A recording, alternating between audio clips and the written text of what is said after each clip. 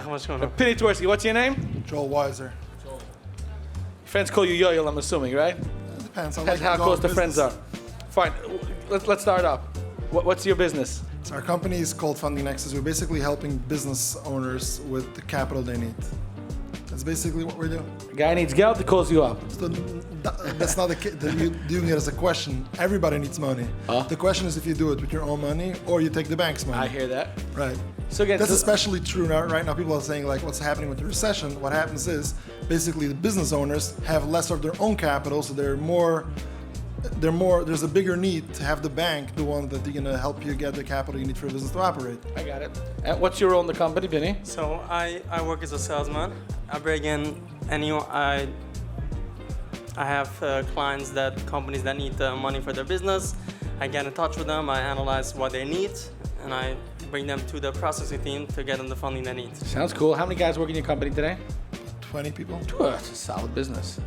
Did you make Pinny a partner yet? Because if not, it's coming soon. I'm letting you know now. Guy's a rock star. So there's an old story. Keep your friends close and you're supposed to keep it closer. I'm telling you, we worked together for a short kufa, and I told him, I said, I don't know what you're gonna do. I said, I know you're gonna do one day in your career, but you're gonna be a rock star. So he is 100%. Schmacker personality with the boot is best. So let's back up to the basic question of business. You know, a guy has a business, and there's two types of people who need money, right? The guy who is successful, and because he knows he's gonna grow, and the guy who's struggling, okay? They're two different animals, and I assume they both come to you. I want you to please describe the scenario, of the people who comes to you that are successful, and the people that are struggling. Go ahead. So I always like to have the old joke of one of my famous rabbis. He was always saying that the Yiddishkeit is like his, how you call cool. it? Which who said it? I think I heard it from Brazil Tower. He was saying that Yiddishkeit is like a spiral stairs. Either you go up, either you go down. You never are staying the same level. The same is true when it comes to business. Every business even goes up or goes down. But a lot of times, capital is a part of the equation, right? So a lot of people that have a business, the reason why they go down is because they have a short-term shortcoming in capital, and that makes them basically not being successful in business. When we figure out what the real need is, of course, there are sometimes the business doesn't make sense to exist. This is something that usually I'm not the person to be able to tell them that. But where we coming in is basically we analyze what's the real need of the business, and if there's any way where capital could make them more successful. I would never advise someone to take money to go out of business, right? So you're saying it's essentially the same idea depending what, right? Either one's very successful and they want to be more successful, or they're struggling now and this will help them. Right. Penny, let me ask you a question. How do you do your sales? What does that mean? You call up a guy? How do you build your business? So Let's hear. the most of my sales to date is gonna be by cold calling. I call up a guy, I ask them if we can have a conversation. Hi, do you need money? Right? No. I try to make it with confidence. I tell them what I do. If they have like a few minutes, we can have a conversation. A lot of them, most of the owners I call, they are familiar with funding. It's not like the first time they bump into the concept like that. And they're okay to having conversation, hearing their options, knowing what's available for them. So I have this conversation, I tell them what I do, what I have to offer. A lot of times they need it, we go from there. A lot of times I have to call them back, and if they don't need it, I'll leave them alone. I might call them back after 6 months, after a year. I got you. Let's two basic questions. The first question is the fear, right? End of the day, it's a loan, right? I don't know if I'm going to make it. And again, your job, it's a little delicate balance because b'tzad echad, you need to make your business by giving them money. And on the second hand, you can't tell them, listen, if you don't pay back, you're in trouble, right? So how do you balance that when you speak to somebody? So the question always becomes, what's the money going to do for you? Because if the money is going to put you in debt and you won't be able to pay it back, then I will advise this person not to take money. But if this money is going to be able to help them, so I can give you multiple examples. Someone wants to expand, wants to go to a bigger, buy a machine that's going to bring them more business, hire more employees that's going to give them more business, and it makes sense for them, then the right thing to do is to get money. Now, then there's another part, which is a line of credit. I'm sure everyone is aware of what a line of credit is, which is you don't have to necessarily take the money right now, you just have it available. So whenever the day comes, if there's a rainy day, or you have like a shortfall, you have an order you can't cover for whichever reason. But do you make money if they don't take money out of the line of credit? No, we get paid a different way. So we have a setup. Explain that. I want to just elaborate on what he was saying. So what people don't understand, like you asked the question, how do you tell someone to take money if maybe it's not good for them? So the first thing you're not paying them back. Right. So the answer on that is every business needs money. Whatever you do, let's say even if you're a service business, right? You pay for your employees and you get paid end of the week. So you have a gap. And if you're an inventory-based company, you have a stock of inventory, so you need capital. If you're in construction, for example, you have account receivables. People are staying with millions of dollars on account receivable. So how do you continue your business? So you need capital. The difference is some people are wealthy and they have their own capital. But sometimes you just use the bank's capital. Every business, if you look at a balance sheet, there's capital in a business. The question is your capital or the bank's capital? I didn't ask you, how did you start this business? Did I start this business? Where did I get the concept? So my background is I was doing credit, like credit cards, and I was trying to help people like getting big credit lines. And we saw the need. People are usually, and what I saw the need is, when I had to come up with my name, so it's a very interesting name. Most people are not aware what the name means. Like we call it funding Nexus. So we tried to figuring out like what's to be the best name to describe what we're doing. So I would say 99% of people have no idea what the word Nexus means. Right. It sounds like next or something. Right. I guess that's so what it is. Again, it has a good sounding. It's good sounding. Lexus maybe. Right, it rhymes with Lexus. Right. I have no so idea. the definition of Nexus is basically connections. So what we basically saw is every bank offers money.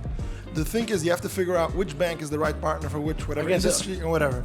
How did you start the business? I want to get back to my question. How did you start the business? I was in credit, and I saw the need of people like credit card, personal credit card, and then we went into business, which is much bigger demand. So I have the obvious question. You could answer this. Your own choice. Your business, with all due respect, is not unique, right? It is not unique. There are thousands of companies that offer people money, right? Thousands of companies. Banks offer people money, right? So how are you going to separate yourself? You're probably not getting the best rate. What I mean is that, of course, you're getting good rates, but you're not making it cheaper than anyone else. So how are you getting people to use you as opposed to anyone else? Let's say the salesman here first. Pinny. Okay, first I want to touch on the rate part. The rate is it's not our rates, it's bank board rates, so it's possibly going to be the same as the banks. I would say the number one differentiator for getting money from us versus different competitors, let's say, is I look at it as, I don't know if you ever heard of the terminology of the 3 Ps, right? There's the people, there's process, and there's product. The people that you work with, we have been in the industry for the longest time. We know what we're doing. We have really good people in place. The product that we have, there are certain products that we have right now that a lot of our competitors are not familiar with. Like, explain what that means. So we offer services, right? We offer SBA loans, lines of credit. There's unique products that a lot of banks won't offer for certain companies that we came up with a way to get those products for our clients. Certain loans that qualify for certain Correct, I got correct. That's a product that's very innovative, very unique, and a lot of clients come from competitors and they like it. And the process that we have in place is a very good process in place. The core value for a business is to help the client in whichever way. So we analyze the file. Based on that, we provide them with the funding. So I would say the process is a very, very good laid down process. I like that. How many people work in your company? How many salesmen do you have? Sales, 10 plus. 10 plus. Go ahead. You want and to we're say growing. Now, I just wanted to elaborate one more. You're asking what we're different than our competitors. I would say I don't know the reason, but you could ask this question for my customers. I hear it. I'm asking you. Question that we have. Yeah. From our company? Oh, what's the name of your company? Did you give them money? Did you take money from them? Uh-huh. So what I'm going to elaborate on that. So for those that didn't see, the one from the crowd she said that your company calls every 6 months. Right. And I just want to touch base on something he said before. So you asked the question, who says the company, like he's doing cold calls, right? And this is something we basically came up with the idea. We tried it, and that's how we started to expand in sales, our sales team. Because the way I would say the original way people will think, if you need money, you go to a broker or you go to a bank, whatever you need. What we figured is, everyone, we saw it, we proved it. If you do cold calls, everybody that's in business, in a cycle of 2-3 years, they'll have a need for money. Either it's a line of credit, buying a building, buying a piece of equipment, anything. We have a statistic. Just by doing cold calls, every single person of that list, we're like 90 or 95% of that, in a span of 2-3 years, will eventually come back to our company for money. So first of all, you didn't answer the question. Basically, my question was, what separates you? You're just saying you're giving good business strategy. So the answer is how to build your company. But I just want to touch on that. You talked about calling. She said calling. I had a guy years ago. He was doing email marketing, and he reached out to me, and he told me a great insight in sales without knowing it. And that is, you have to be a nice nudge to be successful in sales. What do you mean a nice nudge? You'll use this quote.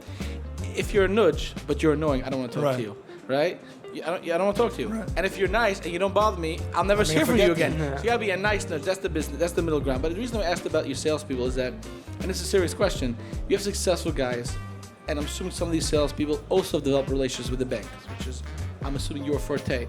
How do you stop a salesperson from going on their own, right? So for me, it's simple. If I go out on my own, that means Right. being in touch with all the bankers, looking for new innovative Exactly. products, looking at all that stuff. I have like 15 loans pending right now, and I don't have to deal with these loans. Right. I can look for new business. Yeah, and I'm just gonna My follow. office does Penny is that. right. They're all happy. That's that 100% right. But which I've found is, if you have some sort of structure in it and it works, people are just No, the simple answer is very simple. A guy, Yeah, why not saying It's true. Why guy do I works need 9 to overhead? 5. No, yeah, I don't want to be busy with it. You guys work. You have an in team office, remote. How do you guys operate? So we have some of the most successes by physical work. I don't know how people work remotely. So for, you guys seem like a jolly geschmack and matzah. What Yeah. describe to me your office a little bit? I have to hear the See, matzah. this there. is we just. You guys have like a mikvah? Like, what's No, going we on? We have Yeah, a Shia, we have a new spa downstairs. So we have that's a also something we have a shir every day. You serious? Yeah. You have a shul in your office? No, we have a Minyan? minyan hour. What, and you have a shir there? They have a shir because every day if you got some declines, you got a few no's today. You have to get this. I this love it. it. Strategic. Listen, geschmack meaning you. It's a pleasure. Shkaya. Well, thanks so much. Good job. Fantastic.